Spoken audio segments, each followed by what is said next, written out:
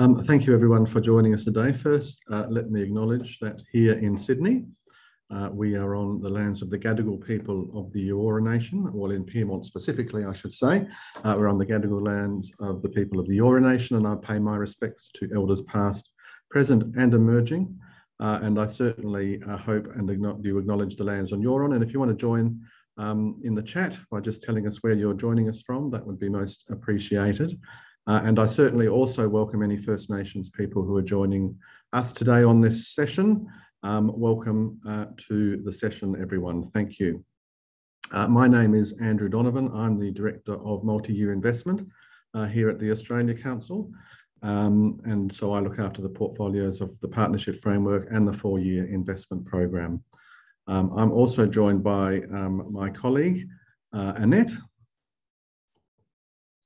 Hi everyone, my name's Annette Madden. I'm the Head of Theatre here at the Australia Council, and I'm joining from unceded Aboriginal land on Sydney's Northern Beaches today, and really looking forward to having a good conversation and answering some questions for you. Thanks, Annette, and I'm also joined by Zohar. Hi everyone, my name is Zohar Spatz. I'm the Head of Community and Experimental. I'm calling in from the lands of the Turrbal and the Yagara people here in Brisbane. I have a brightly coloured shirt on, and I've got brown hair that's up with a blonde kind of fringe, for those of you who are following the transcript. Thanks, Zohar. And I should just add my description too. So I'm a middle-aged gentleman. I'm wearing a pair of reading glasses and I've got short greying hair. So welcome everyone. It's wonderful that you're able to join us. The session today is really to cover off some information on the 4-year investment program the Australia Council is offering, particularly around the expressions of interest that are due on the 14th of February next year. And that really will form the basis of the presentation. We'll touch on a new program we've announced called Delivery Partners.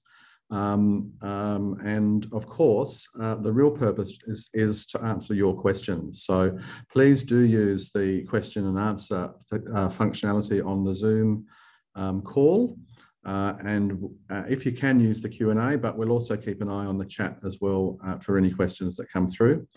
Generally, we've been able to get through all of the questions in the session, but if we do have more than we can deal with in the time allotted, we will follow up with each of the questioners, as long as you're not anonymous. That's sometimes a bit difficult to follow up on, but we will follow up after the session too.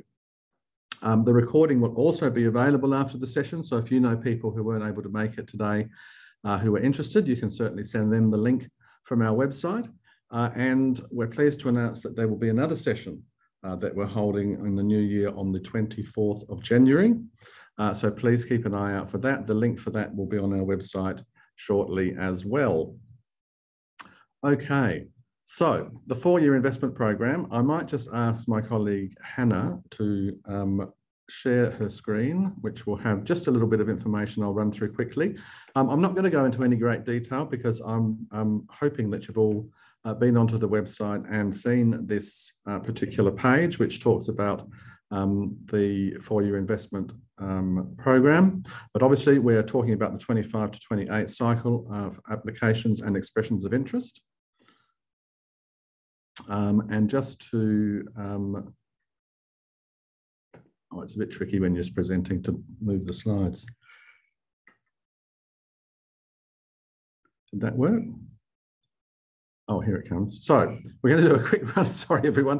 We're going to do a quick run through of the 4-year investment guidelines, talk a little bit about the timelines, then let you know who you might want to speak to here through our heads of practice and also through our artist services area. And then obviously the main point is the Q&A. And I'm very pleased to see that some questions are coming in. We'll get to those in a moment. The first part of the guidelines, oh, you have to go back. Are you able to go back one, Hannah? In the, whoops, bear with us. A few little technical issues in the presentation. Not quite sure how you do that. Never mind.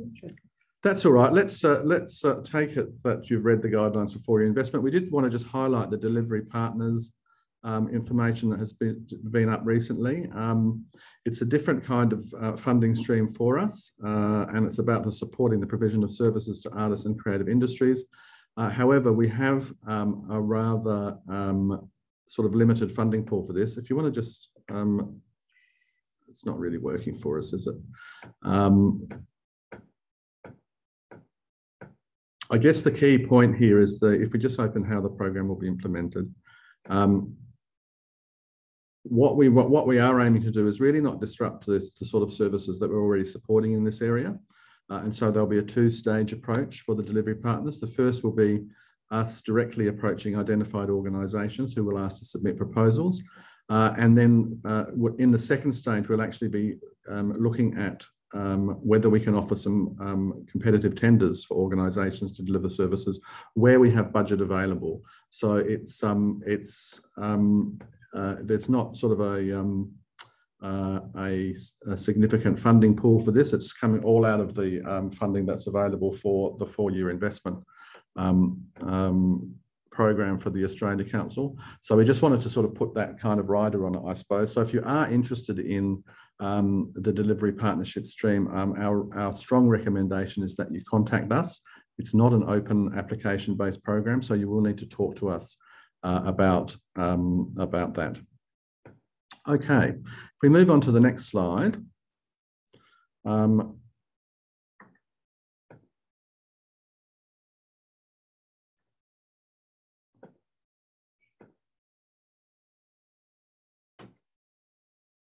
It's just our internet connections being a bit wobbly.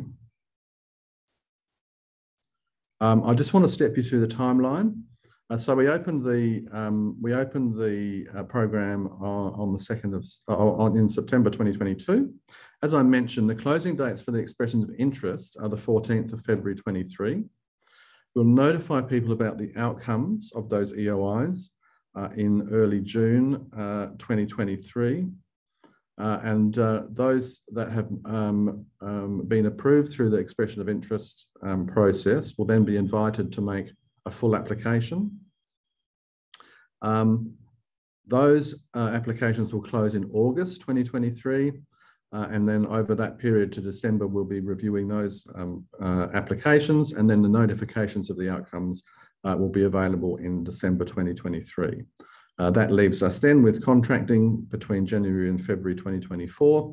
And then in October 2024, for those that have been approved, there will be the first forecast reporting deadline for 4-year investment organisations of 25 to 28. And that means we'll actually be asking for a forecast of what your planned activity is for 2025.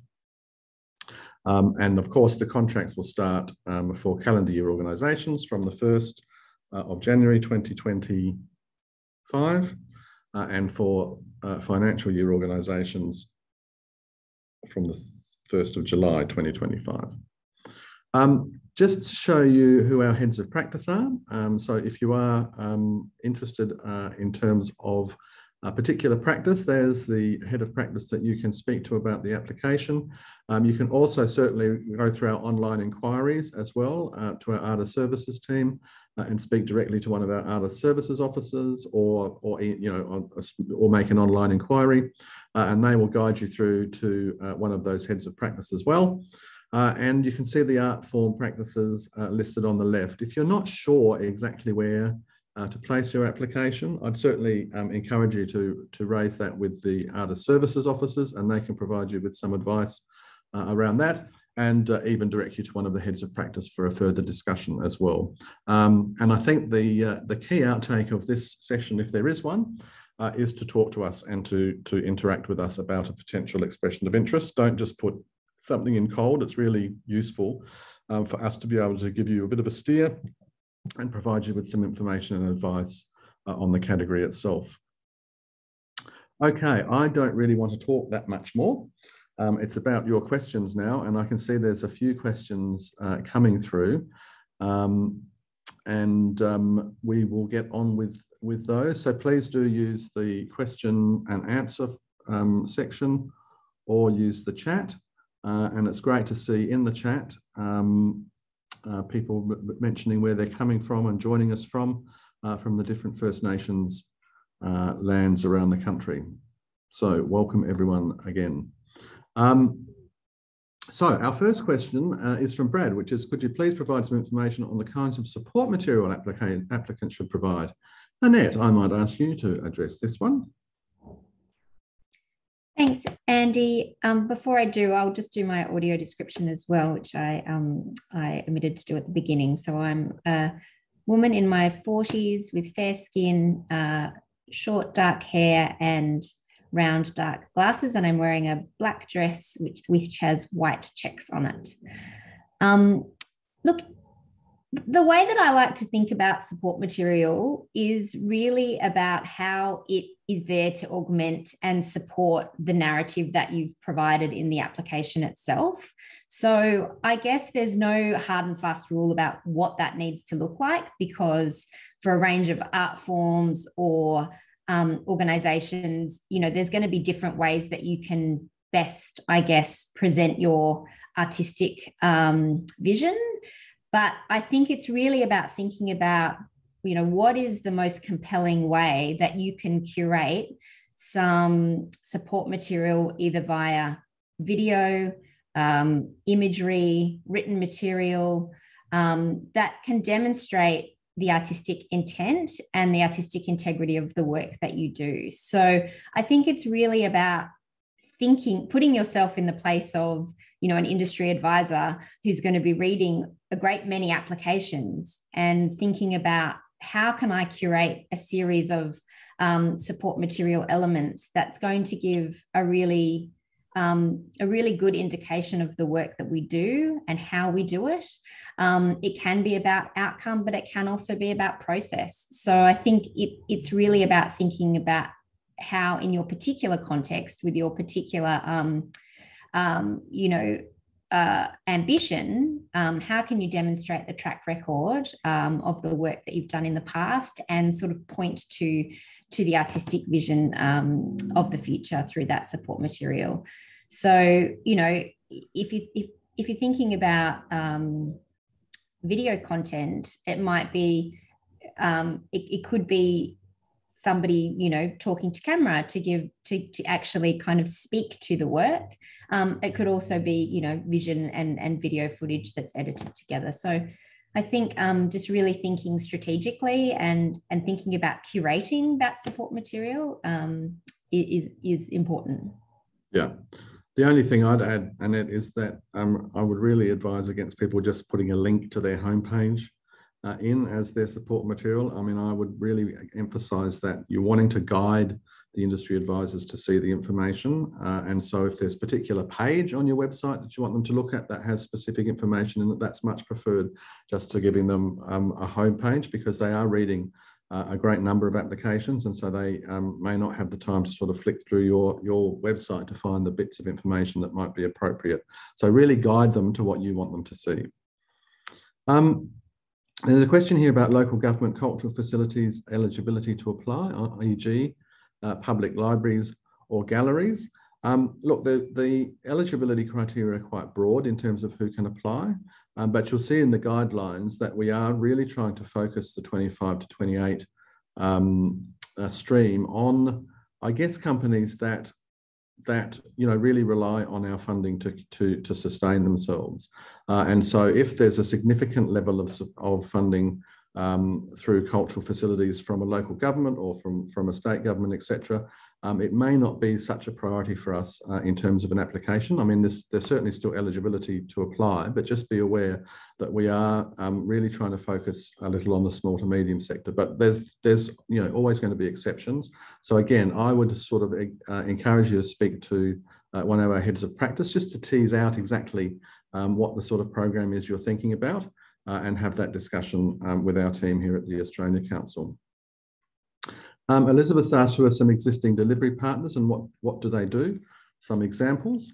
So some of this kinds of services that we fund through organisations now, there would be the Australian Theatre Network. There would be the Australian Music Centre.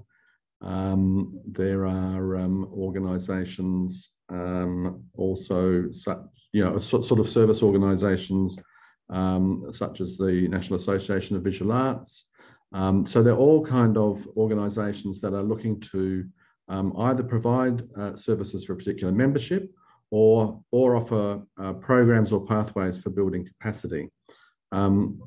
Zohar, do you have other examples of service organisations and the types of things they might do? I guess it's just critical to remember that a service organisation is not delivering an artistic program. They're supporting the skills and the people and the organisations that are there to deliver the actual program. And in the first instance, the delivery partners that we'll be approaching will be approached. So there'll be one-on-one conversations between the Australia Council and delivery partners. So after this conversation, if you feel like you're not quite sure where you land and you do believe that you offer a critical service to your part of the industry, that's the point in which I would recommend you get in touch with the Australia Council to have a secondary conversation. Great. Thanks, Zohar. Sorry, can I just add to that? Sure. That I think it's important that we acknowledge that organisations that have an artistic program may also do service delivery. Yeah. So I think, many of you who will be putting in an EOI are, creating work, you're delivering artistic programs, but you may also do some capacity building or sector support or those type of activities. I suppose we want to focus applications towards this 4-year investment EOI process for organisations that are delivering artistic programs, but it doesn't mean that you can't speak to those additional sort of service opportunities that you do provide to the sector. That's part of, your kind of holistic remit. So please do include that. I think we're trying to separate out, I guess, activity by organisations that don't, as Zohar said, don't deliver an artistic program, so that those two things aren't being assessed together in the same frame. So yeah, I just wanted to add that point. Thanks for clarifying that, Annette. And I think based on our conversation that we've had among the three of us just then, you can see it's quite a nuanced thing. So I really think it's important that if you are interested in that delivery partner space, that you speak with us. And indeed, if you have an artistic program and sort of deliver some services as part of that activity, I think it's really important you have that conversation with us as well, just to help, I suppose, contextualize your activities and just understand where between those two streams you may fit. Felicia Malay has asked, is this grant as viable for small, more recently incorporated organisations?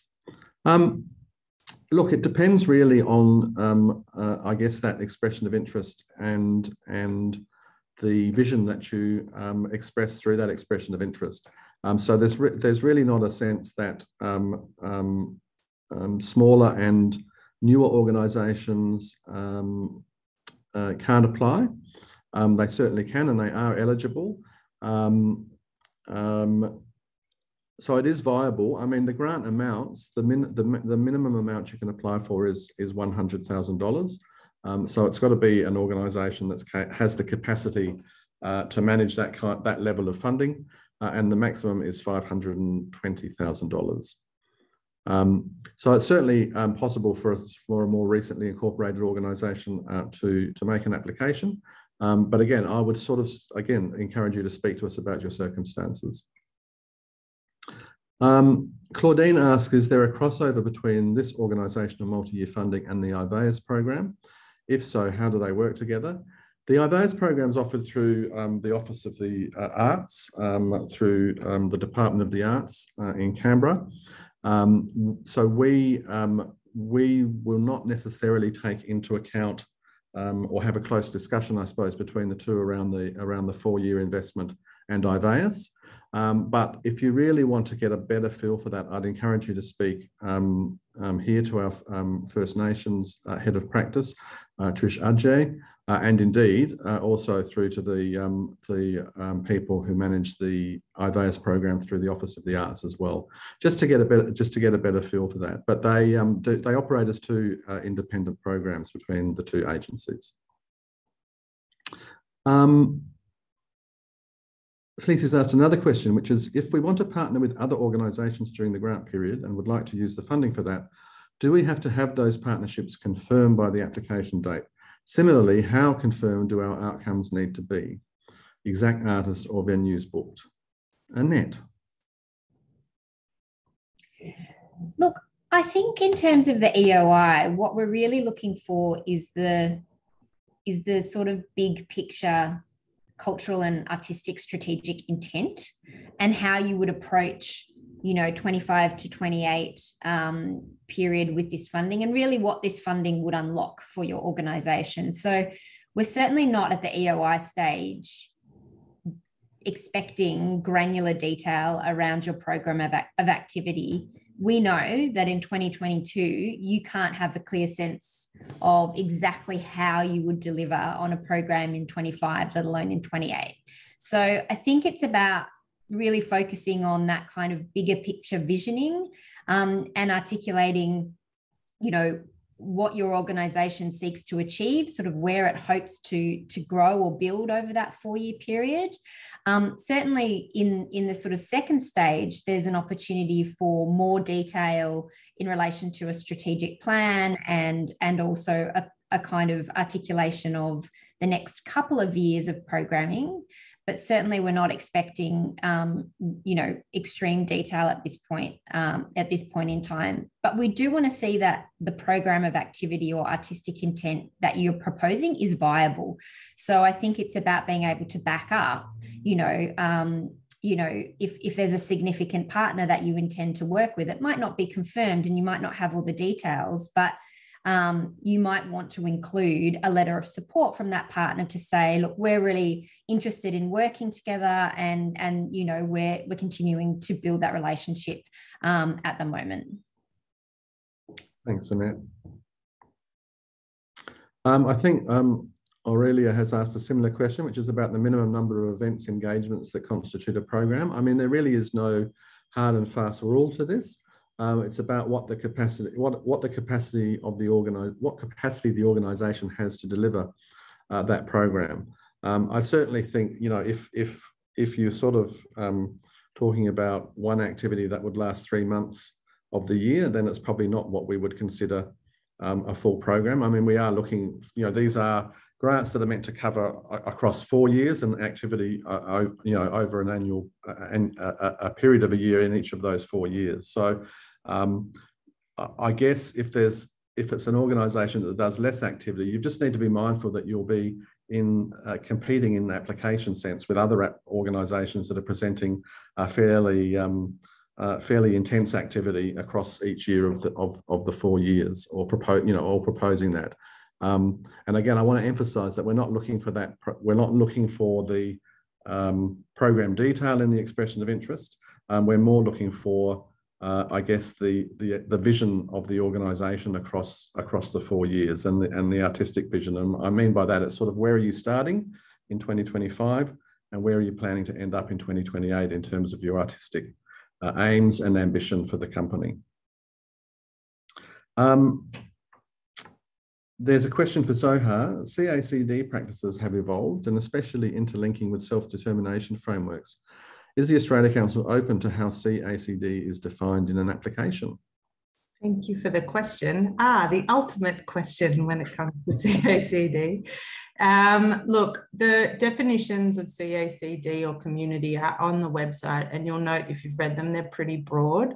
I think we can all agree that CACD, the process, is as vital as the outcome, the magical moment at the end of it. So I would encourage actually applicants within CAC to talk about the transformational work that their process creates within communities and what it means to them. I think all of the peers will be open to talking about and to reading how you articulate the kind of work that you do within your own communities and with the community of artists that you work with. I'm also really open to having a conversation with you, but for the EOI phase, but also in the in-between phase, if you find yourself being successful coming into the stage 2, there'll be an opportunity for you to speak directly to each of the relevant heads of practice. But I think there is not necessarily one way or the other way. I think there's a number of modes that creates really remarkable CACD projects. and I encourage you to talk about it and talk about it within your context and the impact that you have within that context. Thanks, Zohar. There was a question also just about the minimum eligibility requirements. Can you submit an application pre-revenue? I would suggest that would be a bit of a stretch for us because we do look at the track record of a company, and we also want to be, I guess, confident when we're reviewing the application that there's a track record of managing grants and managing money.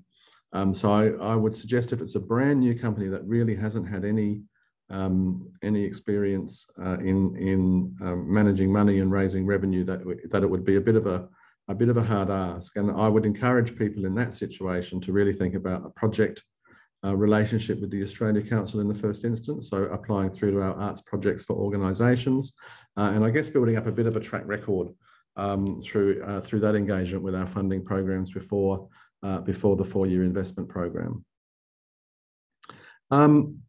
Andy has asked, what if your organisation is a service deliverer and multi-arts provider funded as an ISO under CV? I'm not quite sure my brain's making sense of those acronyms there. Can Zohar or Annette help me out? I think CV is Creative Victoria, and I imagine ICO. I think Zohar's having a bit of an internet bandwidth issue. Sorry, can you hear me now? Or is it us? So I can hear you. So I think our participants can hear you. So why don't you continue, and Andy will try and sort. Andy, perhaps if you can just clarify what you mean there a bit further in another question, we'll come back to that one. Oh, here it is, Creative Victoria and Service. Service organisation. Funded as a ISO under Creative Victoria. It's with the service organisation stream.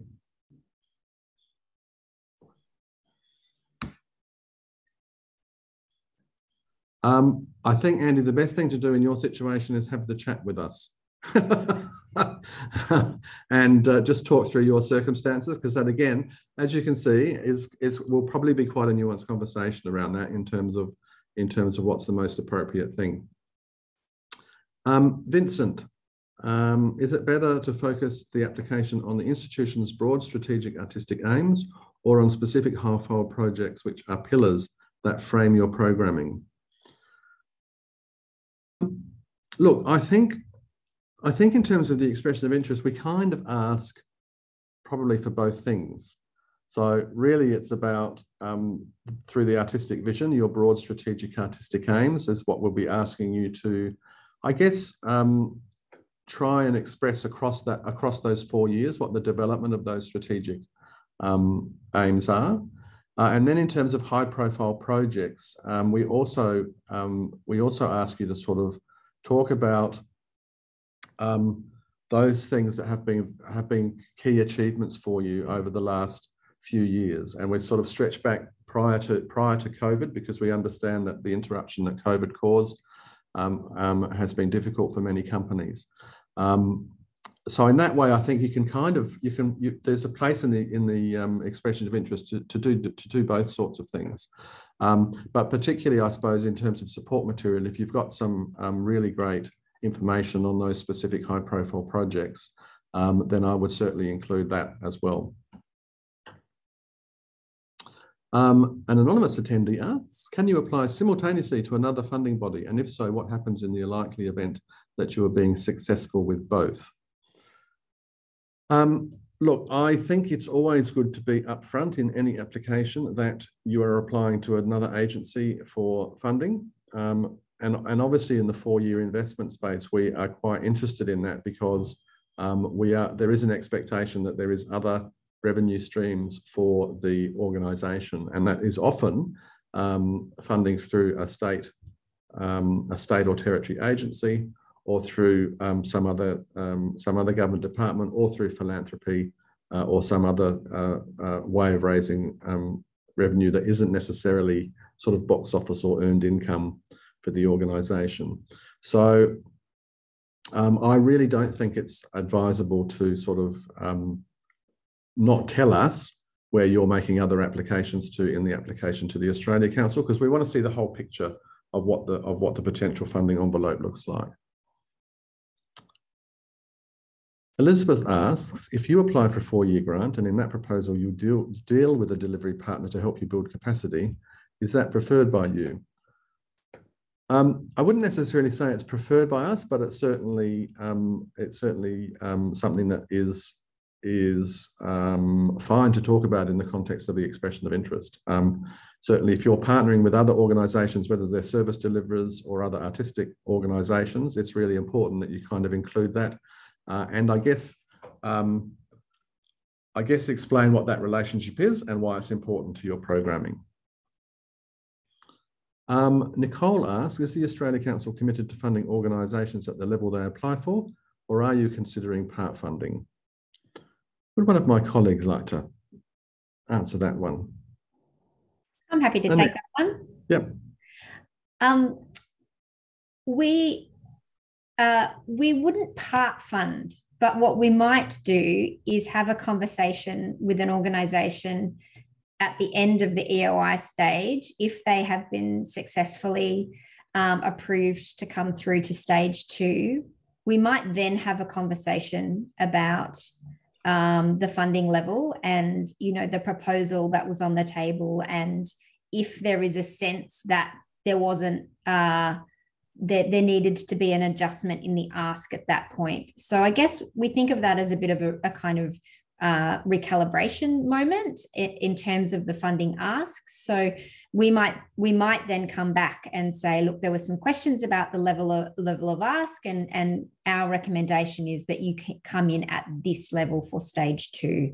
So that's how we would approach it, but it wouldn't be that we would get to the end of the process and only part fund, because obviously, you know, we do want organisations to ask for what they need. You know, this does need to be a process of, you know, organisations adequately budgeting for the program that they intend to deliver and the ambition and artistic intent that they have. But really it's that sort of middle point that we would come back and have a conversation if there was a sense that the funding level wasn't quite right.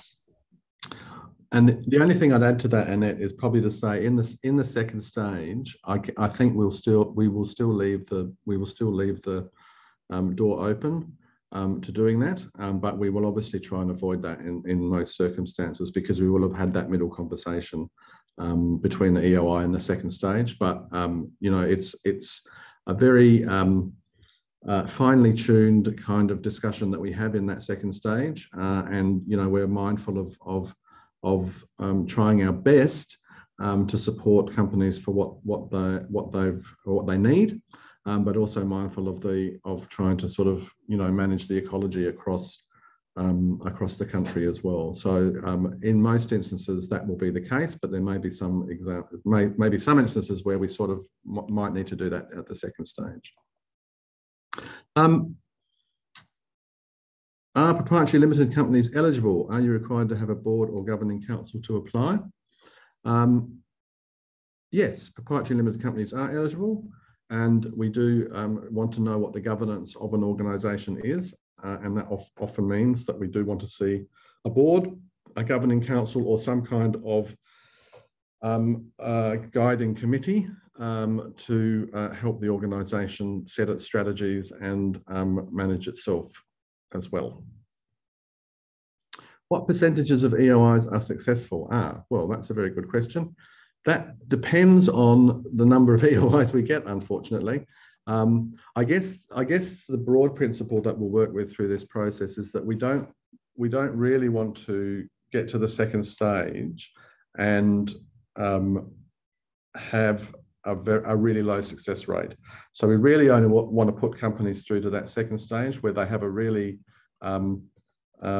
reasonable chance of being approved. But obviously, even at that stage, not everyone is going to be approved.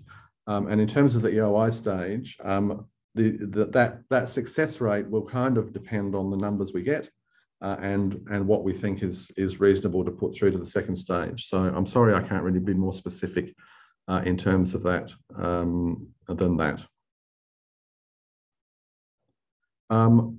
Shelley asks, what kind of percentages does OzCo want to see in terms of support requests?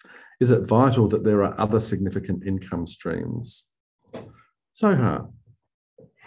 Shelley, thanks Andy. Hopefully my video and microphone work, but this comes back to the viability question earlier that we were sort of discussing. I think it's really important for your organisation to be viable and show its viability by a diverse revenue stream. So I think Australia Council's funding should not be the only income stream that you're expecting to kind of create and be able to be a business over that period of time. You'll need to show us various streams of income from alternate state-based or jurisdiction funding, organisational funding, whether it's local council, also some dynamic philanthropic or fundraising, and of course, depending on your business, income via box office. That would be really important to show us that that in itself highlights the viability of your organisation and you're not at risk and you're not just reliant. We understand that for many organisations who are funded through this organisational funding, they are reliant on Australia Council funding. However, it's really important that you can show us a dynamic business plan as well through your income and revenue streams. Thanks, Soha. Scott's asking, is there an expectation that the funding provided would be tied to supporting a particular item? For example, a service, a new delivery method or program, or a staff member, or perhaps even to support and augment the company's core budget to achieve a strategic vision. Annette. That was a dramatic pause, Andy. Look, I think what we're really looking for is that sort of holistic picture. So it's perfectly valid for your application, your EOI, to speak to the entirety of your program, and you might want to identify that there are particular things that you might be able to do that would be unlocked by this funding, but it's certainly not about one specific strand of work or you know, to fund a specific position. It really is about supporting the organisation holistically so that it can deliver on the artistic or cultural ambition and strategy that it's put forward. So, you know, there could be a particular strand of programming across those 4 years that you want to highlight, but we're not so fixated on where the Australia Council dollars will be spent. It's more about, you know, how would for your investment from the Australia Council enable this organisation to deliver its artistic or cultural vision, and to, you know, to deliver on, I guess, what that kind of 4-year plan or vision might be, and how. But it's okay to say, well, we have, particularly for organisations who haven't currently got 4-year investment, to identify some of the things that this investment would enable as well. Thanks, Annette. Katura asks, is there a ballpark ratio of how many dollars the Australia Council usually invests versus other income sources? Look, again, I'd say there's no hard and fast rule on that ratio of investment. In some cases, it can be, you know, I guess, you know, broadly, you'd say it's around 50%. But in some cases, it can be less than that, 30%. In some cases, it can be more than that. So again, I would encourage you to sort of talk through that particular circumstance with someone here at the Australia Council and just get a sense from them on what ratio you might be proposing and how that might sit with industry advisors. Aurelia asks, is there an issue with applying as a social enterprise business with a fundraising component? For example, our arts programs raise funds for various charity partners. Who would like to take that one? Zohar, do you have a view? Look, I don't think you're ineligible. I believe that the ineligibility lies more so around the structure of your organisation. So, for example, trustee companies or trusts might not be eligible to apply, but we would accept your eligibility on the submission based on your intention to change the company structure. So a social enterprise who also fundraises for charities, you would weave that into the impact of what your organisation does within the arts programs that it delivers. So the short answer is no, you're not ineligible. It's a great discussion point within your application to talk about what makes your organisation so critical within the ecology. Thanks, Zohar. Monica asks, is there a specific email address or contact phone number we should use for more information about becoming a delivery partner? No, look, you can just use the online inquiry form on the Australia Council website. That's absolutely fine, or call our direct number, and our other services team will direct you through to the appropriate person to speak with. Claudine asks, the track record of managing grants, does it need to be with Australia Council for the Arts or with any funding body? Look, it can be with any funding body. The key thing for us is evidence of the organisation's capacity and experience in managing grants and managing revenue.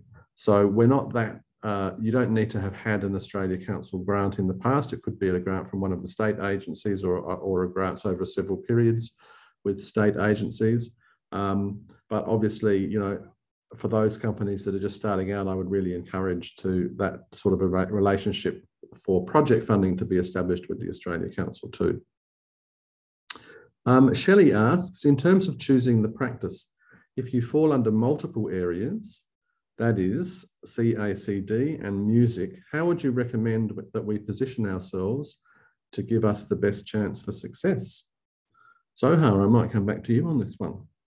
Shelley, I'd reach out to myself and my colleague Kirsty. What we'll do is set up a 30-minute chat where we can speak to you a little bit clearer around where you might want to place yourself. Ultimately, the decision lays with you and the organisation, but we can chat through the program and give you some advice offline. And that's what the heads of practice are here for this particular part of this process. We're really open, as Andy said, rather than going in cold, come and have a conversation with us at Australia Council, and we can bounce some ideas and help guide you where possible. But ultimately, the North Star, the heartbeat of what your organisation does, the purpose for where you're at and what you do will be the leading reason as to which art form you choose. But I'd really be happy to chat to you offline, and anyone else who's thinking about CACD versus an alternate art form. But you do need to make a decision and you need to write an application per art form.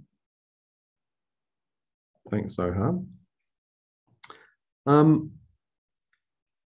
Another question about needing proof of past grants management. If the organisation has not had a grant before, but the lead board members and or director or CEO have, would that counteract that concern around grant finance management, or does the organisation itself need that?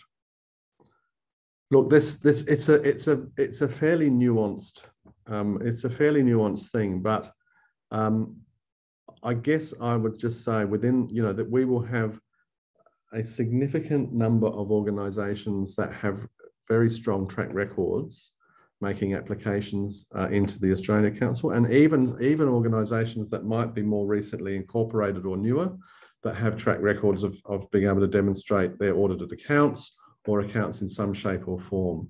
So I just think you need to be really, I guess, mindful of the fact that it'll be very difficult, even with lead board members or directors being able to provide some evidence of financial management, for us to, for industry advisors to then sort of look at that organisation when they're looking at others that have, I guess, a longer term kind of evidence of their management of funds. So I just think you need to be mindful of that, because again, I think it leads back to that point about newer organisations that don't have that track record, probably needing to establish a project funding relationship with the Australia Council or another funding agency to sort of build that body of evidence about their management of revenues. Andy, could I add to that, please? Yep. I think it's also about asking yourself, is this the right program to apply for? Because it's not going to be the right funding program for everybody or for every organisation. So I think it's worth spending a little bit of time just really figuring out if this is the best next step for your organisation. You know, of course, multi-year investment, you know, is the dream in terms of having that security for a longer period of time. It's not that long, 4 years in the context of all the things. But I guess it is worth considering, you know, if you haven't been an applicant to the Australia Council before, as Andy suggests, you know, is this the moment for a 4-year EOI, or do you first go to the project rounds, the arts projects for organisations, and consider applying for an annual program of activity, or, you know, a suite of activity under a project grant? So I think it's really just worth kind of, you know, talking within your leadership, talking to your board, and really making a kind of clear decision about is this the most appropriate next step in terms of applying for funding for your organisation? Thanks, Annette.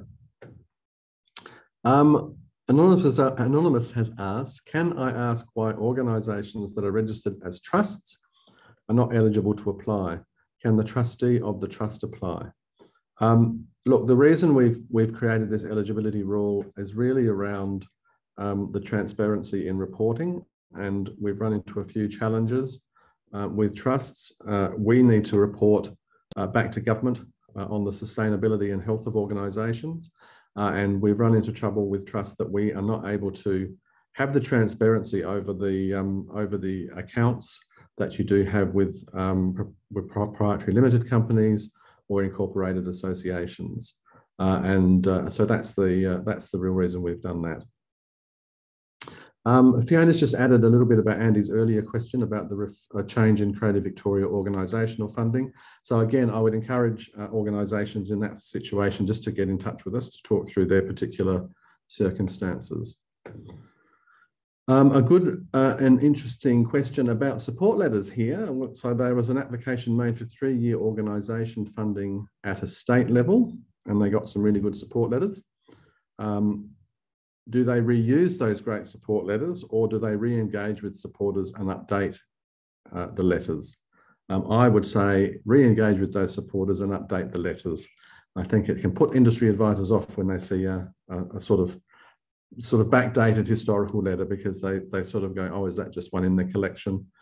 So it's better to sort of be as immediate as you can with support letters. There's another question about the EOI shortlisted by peers or staff of OSCO. Great question.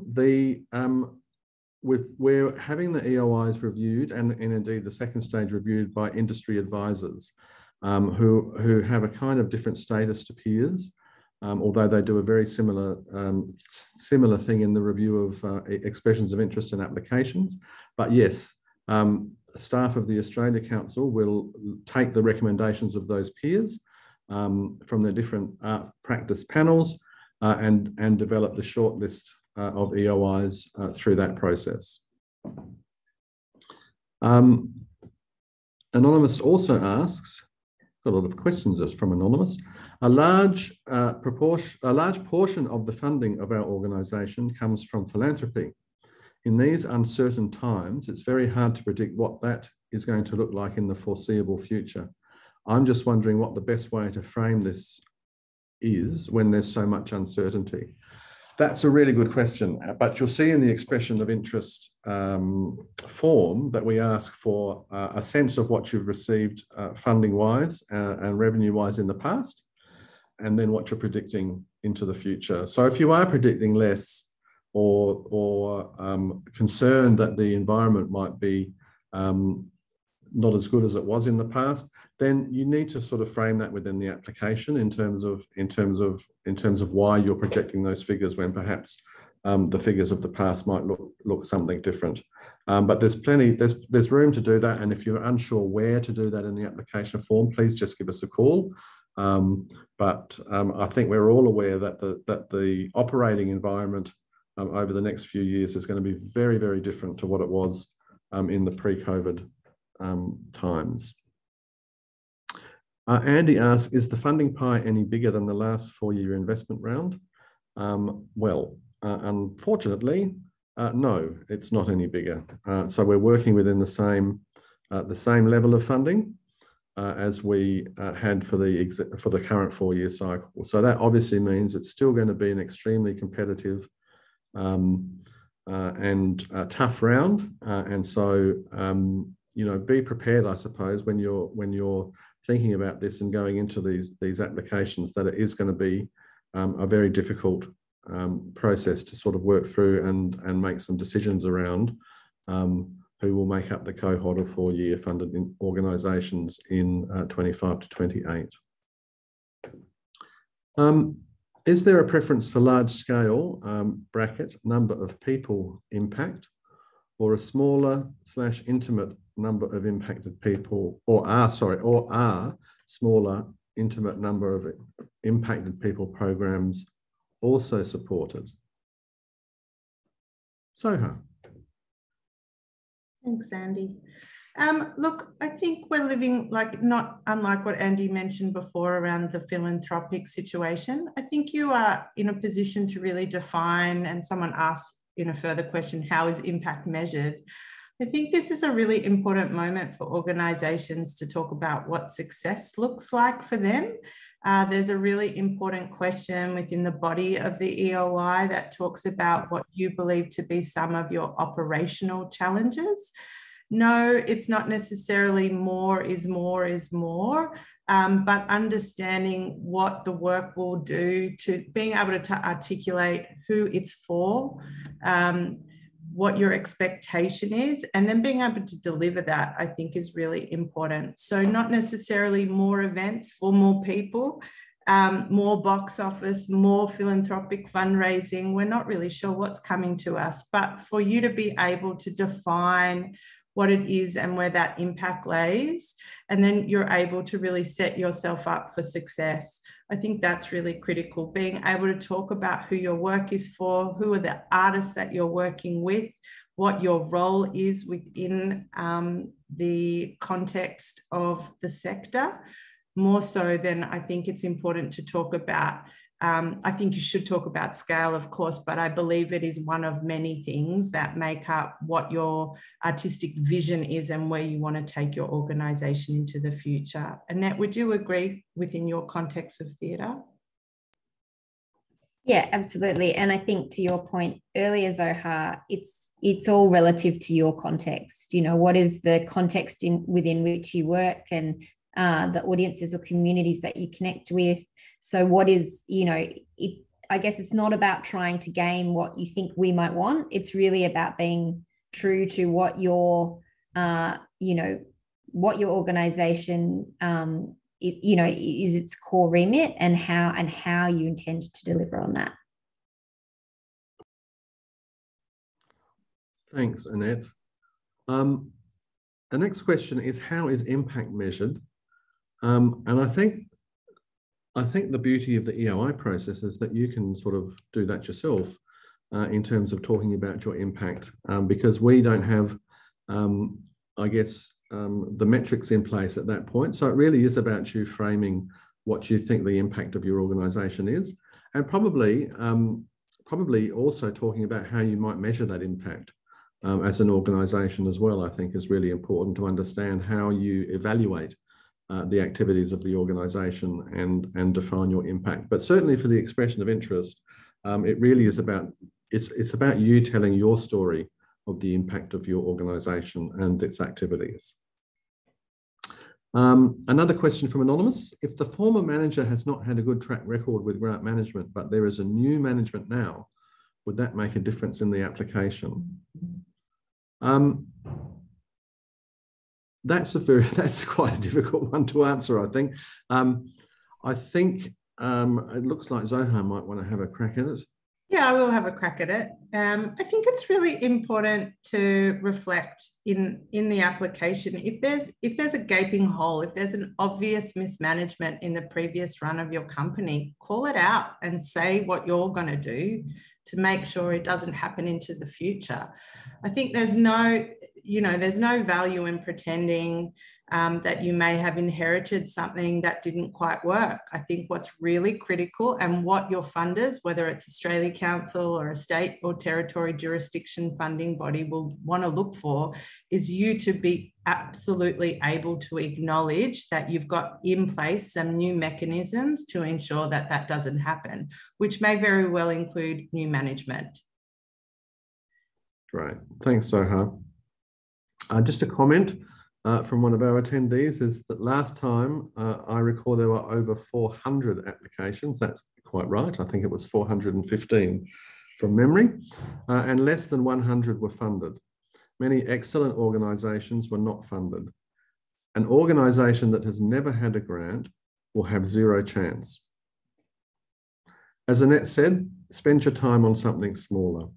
And from our perspective, that is really about sort of that project funding relationship that I've been referring to during the session. So really consider that if your organisation really doesn't have a strong track record in terms of having funding before, or indeed if you're struggling with providing that evidence, really consider the project grants that the Australia Council offers. We're nearly at the end of the session. We've got 2 more questions on the slate, which is great. Your timing is excellent, webinar viewers. What can we do to make the funding pie bigger? Well, what a great question. What can we do to make the funding pie bigger? I think there's a lot each of us individually can do in terms of advocacy to people around us, to our local members of Parliament, to local councillors, and really just to sort of talk and get the message out there. I mean, it's really important that that I guess people understand why the arts are important, and that's what we need to tell the stories about around the country, and get people understanding how the arts contributes to broader society, how it contributes to well-being. And I think we've all seen through the COVID pandemic of the last couple of years, and I think there's a heightened understanding in many governments that the role the arts and culture plays in the well-being of the community is really important when we go through events like we've been through in the last couple of years. Now there's 2 more questions. It's 3 p.m, so I'm going to ask these last 2 questions, and we won't take any more, and Hannah will follow up with you if there are further. What if we budget on other funding from state funding, and that's a significant percentage of overall funding, but then aren't successful in achieving that? Annette. Look, at the time that you submit your EOI, all you can do is put forward your best planning around your budget. And we know that there are a variety of timelines playing out in and around our timeline in relation to state and territory funding. So I think you can always provide an update ahead of, what if something has been confirmed or is not confirmed after you've submitted the EOI, and that can get fed through into the process. But I guess it's also about, this comes into the question of, I guess, viability or organisational capacity, because ultimately, is the organisation in a position to replace that budget ask with a different source of income, or adapt their overall budgeting or program, if they are unsuccessful.